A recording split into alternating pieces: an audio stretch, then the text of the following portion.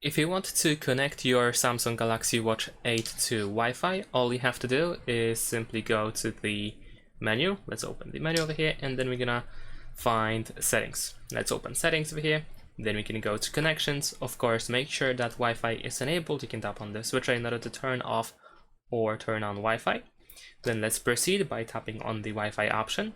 And then over here, if you scroll down, you should be able to find saved networks. So these are networks that you have on your phone. So if you have your Galaxy Watch 8 connected to a smartphone already, then you should be able to find the list of networks. So you can choose any of the networks and you should be connected after that without having to enter the password. But if you want to connect to a different Wi-Fi, and then after selecting the Wi-Fi network, you will be required to enter the password. So you can tap on the password and then you can enter it. You can swipe up, I believe, from the bottom over here in order to choose a different input method. And once you enter the password, you should be able to press connect button, and that's pretty much it. Thanks for watching, leave a like and subscribe.